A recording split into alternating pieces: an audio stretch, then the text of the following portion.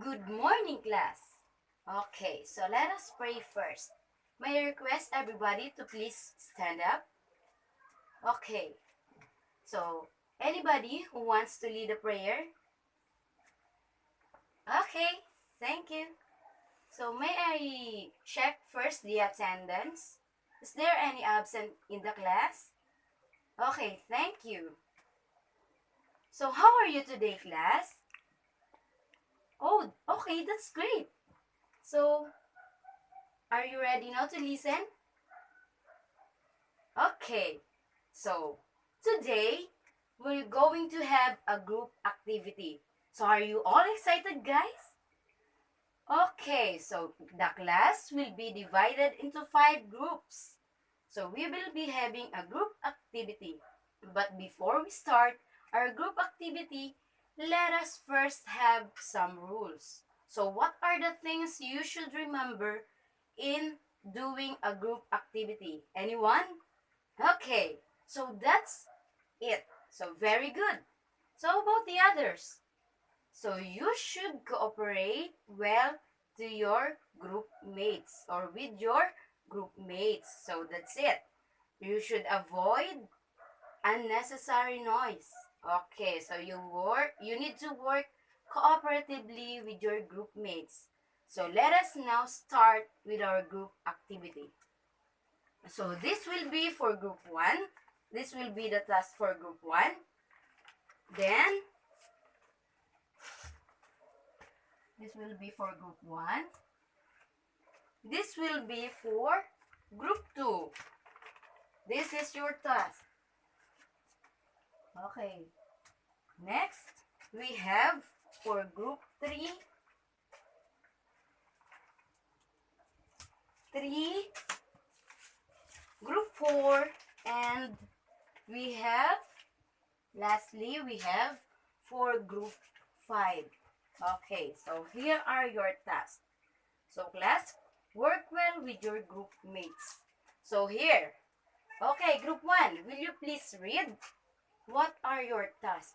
Okay, so here is the figure. You're going to write the figure on the given table below. So what figure have you seen?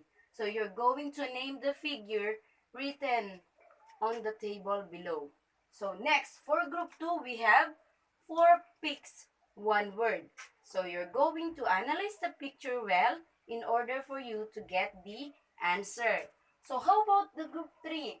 So you're going to identify the following figures. The 3-sided figures or polygons and so on and so forth.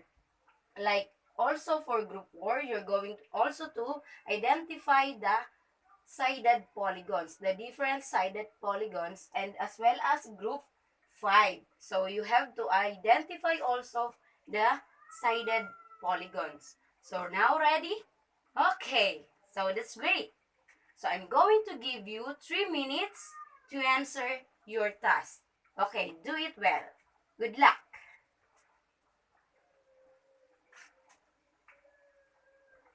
So are you done, class? Okay, so very good. So group 2, you get the correct answer. So the answer is polygons. Okay, so we have the answer which is polygons. So we have polygons. So anybody class, who among you class know about polygons? Okay, so when we say polygons, we have here. Let us first remove this one. Okay.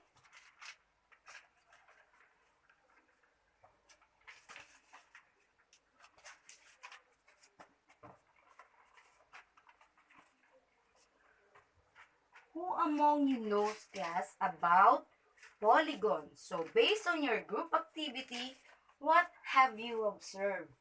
So what are the different figures that you can define polygons? What are the figures you observe? Okay, so who can define polygon? So what can you say about polygons, class? So when you say polygons, anyone? Okay. So would you mind to read it with me, the meaning of polygons, class? Okay, anyone? Okay, so when we say polygons, class, it is a closed plane figure made up of three or more line segments joined at their endpoints. Okay, so meaning to say, when we have a plain closed figure, that is a polygon. So based on what we had a while ago, we have different figures shown. So that is what we call polygons. Okay. Did you get me, class? Okay, very good. So, now I have here a polygon hand sheet. So, what are you going to do, class? Is you're going to make or use your digital camera in order for you to hunt different polygons that you can observe or see inside the classroom. Okay. So, the class, again, will be divided into two groups. Okay. So, each group, you're going to use your camera and then you're going to capture here. You're going to roam around inside the classroom, then take a look on the given figures that you can capture. So, which you think is polygons? Is it understood, class? Okay, very good. So you may now start roaming around a room. Okay, start now. Okay, so we have here, so those captured polygons are here. So we have, what is this, class? That is, or this is what we call as triangle. So triangle, we have also square. We have square is also known as quadrilaterals. Okay? So every polygons which is composed of four sides, that is what we call as quadrilaterals. Okay. So what about the fifth-sided polygons, class? So that is what we call as pentagons. Okay. So what about the six-sided polygons?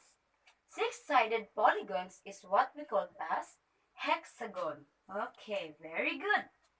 So what about these seven-sided polygons? Anyone knows what is the seven-sided polygons, class? Okay, so when we say seven-sided polygons, that is what we call as heptagon. Okay, so we have here the eight-sided polygons, which is what we call as octagon. Okay, class. So what about the nine-sided polygons? Any idea, class? Okay, so that is what we call as nonagon. And lastly, how about the 10-sided polygons? Anyone? Okay, very good. So that is what we call as decagon. Okay, so any question, class? Can you now identify the different kinds of polygons, class? Okay, so polygons are named also according to the number of its sides. Okay, so we have a triangle which is composed of three sides. What about the quadrilaterals? So quadrilaterals, square is an example of quadrilaterals because that is composed of four sides. And what about the pentagon? Pentagon is five sides. Hexagon is six sides.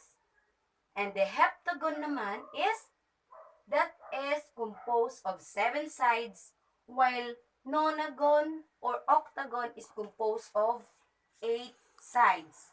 Nonagon? Okay, class, what is nonagon again? How many sides does nonagon compose of? Okay, very good. That's 9. And lastly, we have decagon. Okay, very good. So what about a round of applause to everyone? Okay. So now, what can you say again about polygons? Can you now define what is a polygon? Okay. So we have a polygons. So from the class, you are right. Very good from answering. Okay, so when we say polygons, class, it is a line or it is a closed plane figure made up of 3 or more line segments joined at their endpoints. And also, when we say polygons, it is named according to its sides. So it depends upon the sides of the figure, so you can identify um its sides or its kinds. Okay, so what kinds of polygons is this? So that is the way of identifying the polygons. So by its number of its sides. Okay, so can you now differentiate or count of the numbers of sides of each polygons? Okay, very good. So now, are you now ready to have a seat work, class?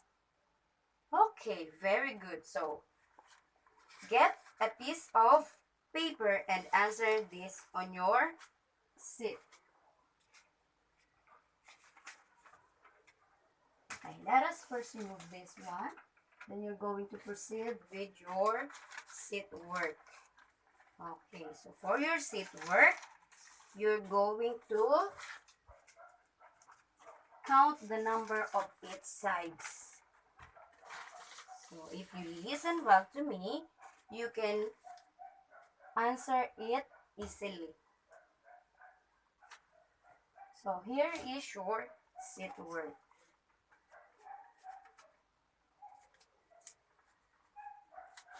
So you're going to count the number of sides. Count the number of sides and the number of triangles. Okay, so good luck. You may start answering.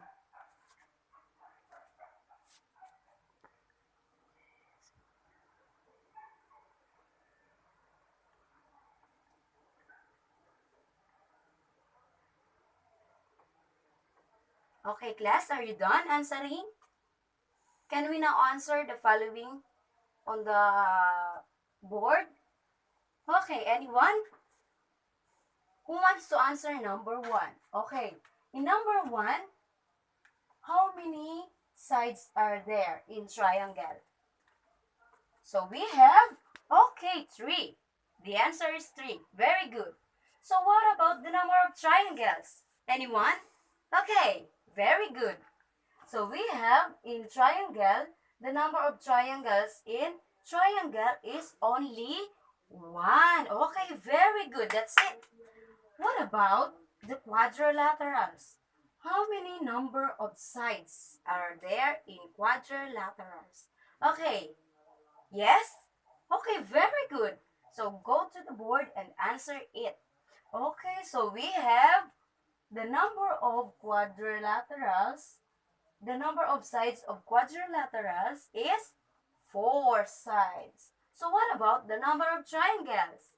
Okay, proceed. So the answer is 2. Okay, correct. What about number 3? So we have pentagon. So how many sides is pentagon have? Okay, so we have 5. Very good. So as if you are really listening to me. Okay, thank you for that. So next we have pentagon has the number of triangles, which is, okay, 3. So what about number 4? So we have here the 6-sided polygons. So which is hexagon.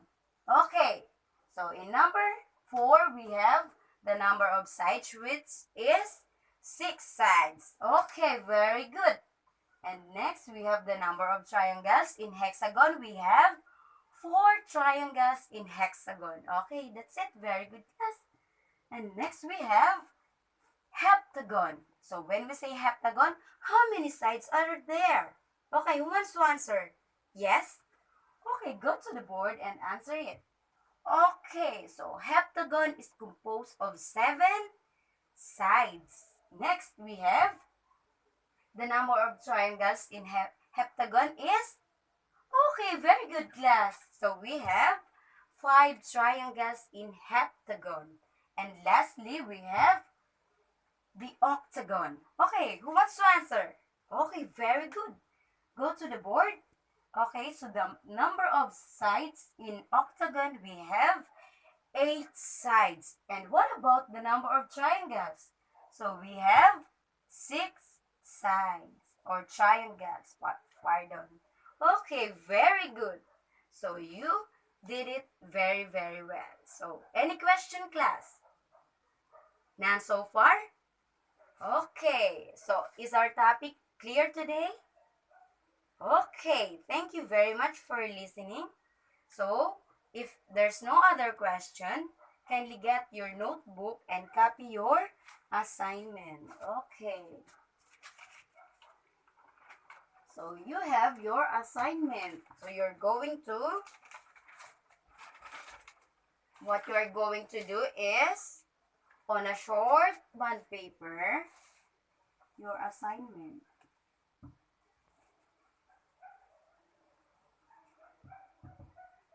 Okay, so on a short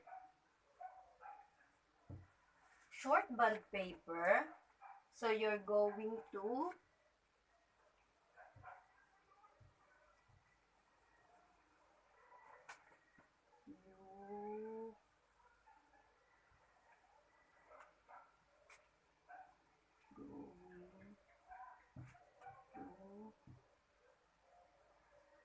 draw polygons.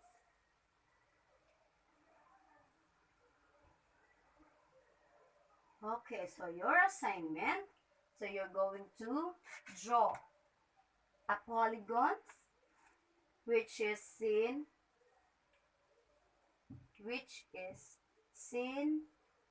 in real life situation.